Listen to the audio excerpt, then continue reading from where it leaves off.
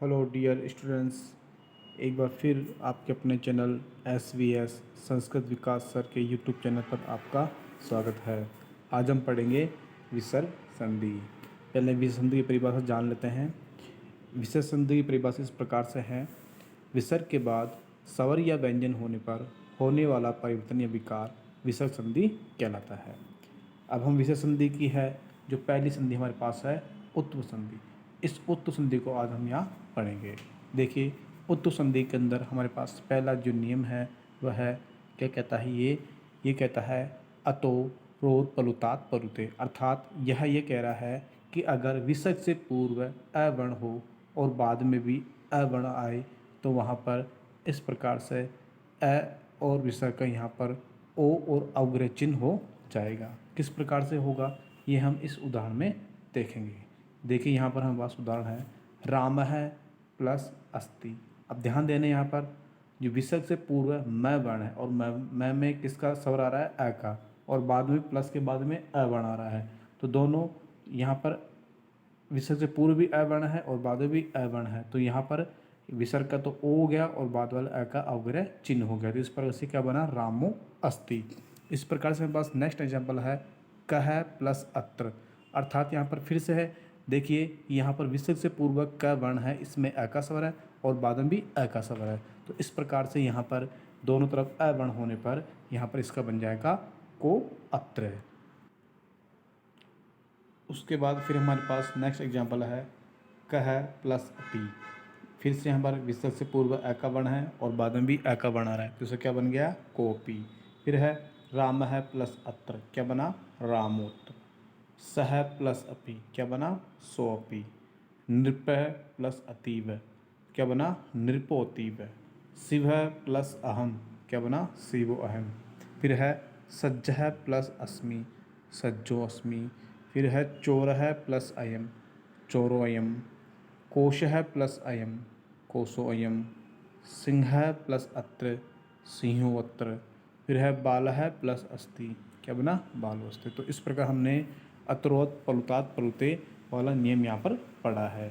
अब इसी का उत्व संधि का हम यहाँ पर सेकंड नियम देखेंगे हसी च। अब देखो हसी च ये क्या कह रहा है, इसको हम ध्यान से यहाँ देखेंगे। विसर्ग से पूर्व अवर्ण हो और बाद में किसी भी वर्ग का तीसरा चौथा पांचवा वर्ण या फिर य व र ल है वर्ण आए तो वहाँ पर उस विसर्ग का यहाँ पर ओ हो जाता है। किस प्रकार से होगा यहाँ पर इस एग्जाम्पल के माध्यम से मैं समझेंगे। इस गोले में ध्यान से देखिए, यहाँ पर हमारे पास एग्जाम्पल है तप है प्लस वनम।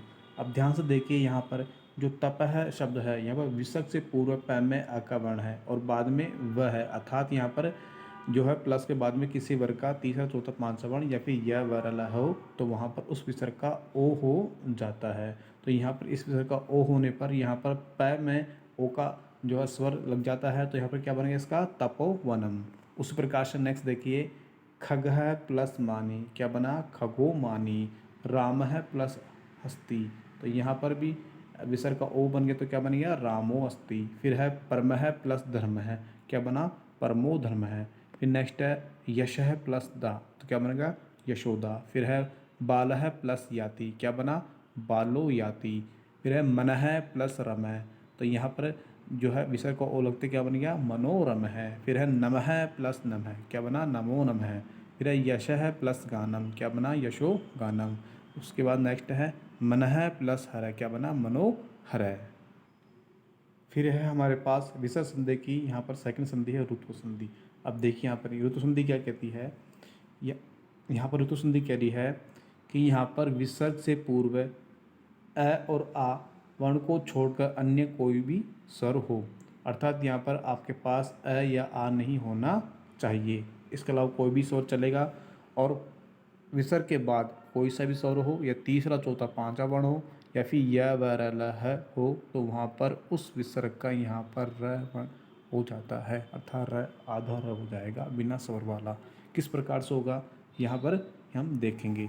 लेकिन यहाँ पर जो है एक नियम और है, वह क्या कह रहा है कि ये कह रहा है कि यहाँ पर परंतु यह नियम प्रातः और पुनः अव्यय में कार्य नहीं करेगा। यानी प्रातः और पुनः दो ऐसे अव्यय है वहाँ पर यह नियम कार्य नहीं करेगा, क्योंकि प्रातः में भी अ का स्वर है और पुनः में भी बाद में अ का स्वर है। तो यहाँ पर नियम तो क्या था कि अ या आ नहीं होना चाहिए, लेकिन प्रातः शब्द में और पुनः शब्द में बाद में अ का वर्ण आ रहा है, इसलिए इन दोनों में कार्य नहीं करेगा।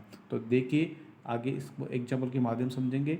अब यहाँ पर एग्जाम्पल मेरे पास दे रखा है आयु प्लस विद्या। अब देखिए यहाँ पर विसर्ग से पूर्व यहाँ पर उ का स्वर है और बाद में विद्या विद्या शब्द आ रहा है, तो यहाँ पर विसर्ग क्या बन गया र। तो यहाँ पर इस प्रकार से क्या बने इसका आयुर्विद्या। उस पर हमारे पास है ज्योति प्लस गमय है, तो इससे क्या बना विसर्ग का र होते क्या बन गया ज्योतिर्गमय है। फिर हमारे पास नेक्स्ट है मुनि प्लस गच्छति, क्या बना मुनिर गच्छति। मुहु प्लस मुहु, क्या बन गया मुहुर्मुहु। फिर है मुनि प्लस इति, क्या बना मुनि रीति। ये रीति कैसे बना, यहाँ पर विसर्ग का र हो गया और र में के अंदर यहाँ पर ई का स्वर लगते ही यहाँ पर र से री बन गया, तो इस प्रकार से क्या बना मुनि रीति। फिर नेक्स्ट है प्रातः प्लस एव है, तो यहाँ पर देखो र में ए लगते हैं, क्या बन गया रे बन गया, तो क्या बना प्रातः रेव है। फिर है पुनः प्लस अत्र, क्या बना पुनरअत्र। फिर आगे नेक्स्ट है प्राणी प्लस अपि, प्राणी रपि। फिर हमारे पास नेक्स्ट है आयु प्लस वेद है, तो क्या बने इसका आयुर्वेद है।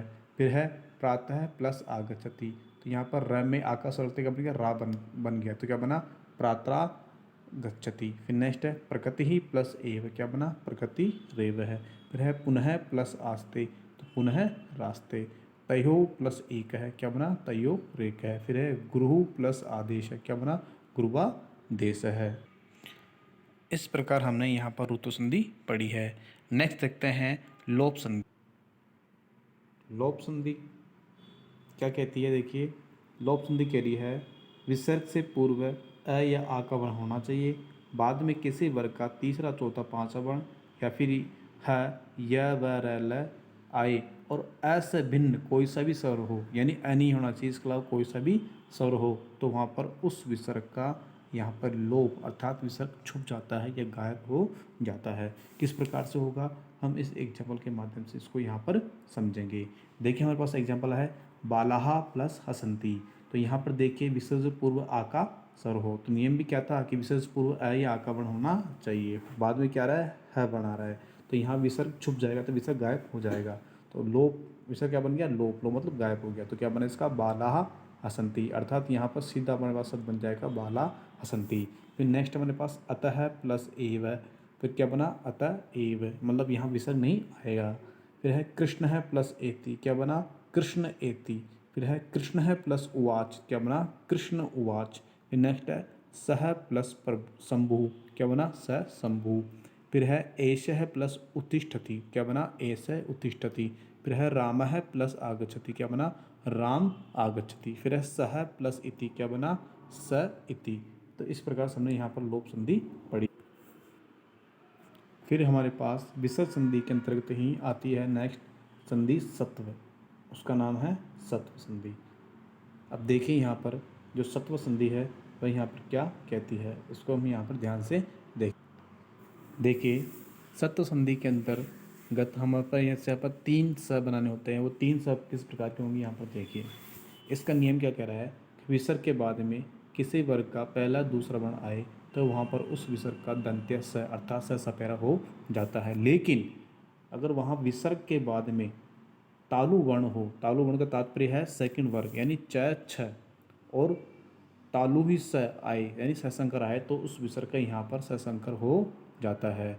इसी के बाद नेक्स्ट है कि विसर्ग के बाद में जो है मूर्धा वर्ण हो, अर्थात थर्ड नंबर का जो वर्ग होता है ट ठ, थर्ड नंबर का जो वर्ग है ट ठ, इसका पहला दूसरा वर्ण ट ठ, और यहाँ पे मूर्धा ही स आए तो वहाँ पर उस विसर्ग का मूर्धा स हो जाएगा, स षटकोण हो जाएगा। ध्यान रखना यहाँ पर जो है तालु और मूर्धा वर्ण के अंतर्गत ही स का परिवर्तन होगा, बाकी अन्य सब में तालु स अर्थात स सतरा ही बना रहेगा।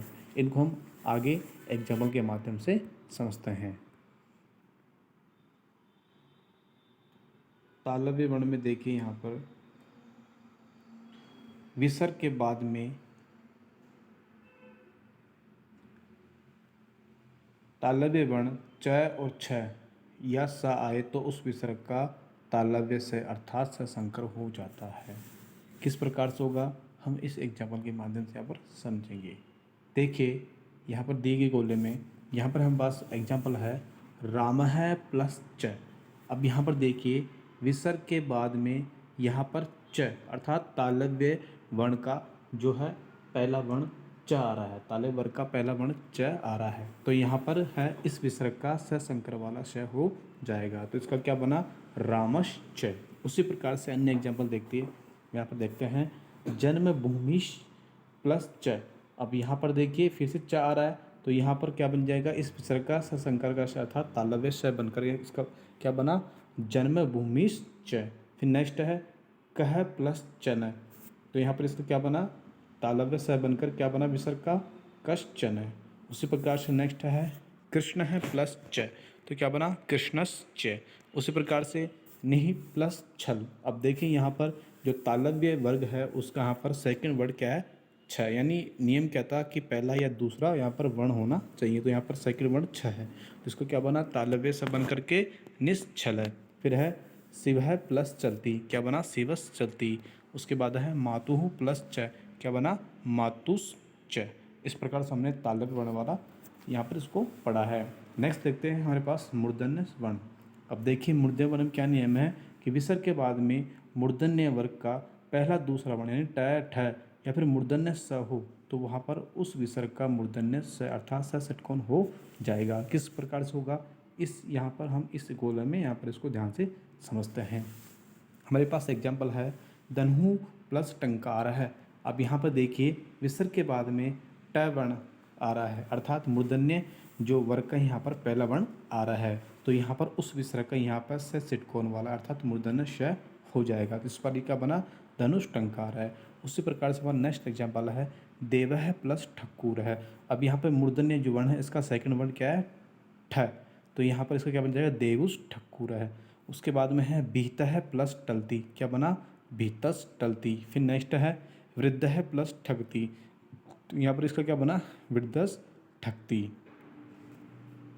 फिर नेक्स्ट है हमारे पास दंत्य वर्ण अर्थात इसके अंतर्गत क्या होता है कि विसर्ग के बाद में जो है दंत्य वर्ग का पहला दूसरा वर्ण यानी तर्थ है या फिर दंत्य स होने पर वहाँ पर उस विसर्ग का दंत्य स अर्थात यहाँ पर स सपेरा हो जाता है। किस प्रकार से होगा यहाँ पर इस एग्जाम्पल के माध्यम से हम इसको यहाँ पर समझते हैं। अब देखिए हमारे पास यहाँ उदाहरण है नमः प्लस ते, तो विसर्ग के बाद में यहाँ पर दंत्य वर्ग का जो है पहला वर्ण त आ रहा है अर्थात यहाँ पर जो दंत्य वर्ग का पहला वर्ण त आने पर यहाँ पर विसर्ग का जो है दंत्य से अर्थात से सपेरा हो जाएगा, तो इस पर इसका क्या बना नमस्ते।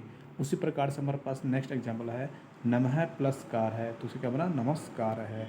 देखिए यहाँ पर जो है विसर्ग के बाद में जो क जो है वर्ण आ रहा है अर्थात न तो यहाँ पर न तो तालु है और ना ही मुर्दा जो है वर्ण है अर्थात यहाँ पर न तो च वर्ग है ना ही यहाँ पर ट वर्ग है, तो यहाँ पर जो है अन्य जो वर्ग है, तो उसी प्रकार से यहाँ पर दंत्य स अलग करके इसका क्या बना नमस्कार है। उसी प्रकार से नेक्स्ट है नमः प्लस करते हैं तो क्या बना नमस् करते हैं। फिर नेक्स्ट है धन्यः प्लस तु, क्या बना धन्यास तु। फिर है एक है प्लस तावत, क्या बना एकस तावत। फिर है पुनः प्लस तौ, क्या बना पुनस् तौ। फिर नेक्स्ट एग्जाम्पल है राम है प्लस तिष्ठति, तो क्या बना इसका राम तिष्ठति। उसके फिर नेक्स्ट है हमारे पास विष्णु प्लस त्राता, तो इसका बना विष्णु त्राता। अब यहाँ पर देखो किस प्रकार से यहाँ पर दंत सा आया। देखो त्र जो शब्द है ये आपको पता होना चाहिए, जो त्र शब्द है ये किससे मिलकर बना है त्र शब्द मिलकर बना है यहाँ पर त प्लस र से। तो इस प्रकार से यहाँ पर जो प्रथम वर्ण क्या है त, तो तय होने के कारण यहाँ पर जो है दंत्य स होने पर यहाँ पर इसका क्या बना विष्णु त्राता। फिर नेक्स्ट है इत है प्लस तत है, तो यहाँ पर देखिए विसर्ग के बाद में यहाँ पर दंत्य जो है वर्ण त आ रहा है, तो इसके ऊपर क्या बना इसका इतस तत है। फिर है बाल है प्लस तत्र, तो क्या बना इसका बालस तत्र है। फिर है मन है प्लस ताप है, क्या बना इसका मनस ताप है। फिर नेक्स्ट है यह प्लस तु, क्या बना यस्तु। फिर नेक्स्ट है सरह प्लस तभी, तो यहाँ पर देखिए क्या बना इसका सरस तभी। तो तो इस प्रकार से हमने यहाँ पर इन सभी जो है उम्मीद है कि आपको विसर्ग संधि अच्छे से समझ में आई होगी। तो इस प्रकार हमारे इस चैनल को लाइक, शेयर और सब्सक्राइब करना मत भूलिएगा। अब नेक्स्ट वीडियो मिलते हैं कुछ नया लेकर, तब तक के लिए बाय बाय, धन्यवाद।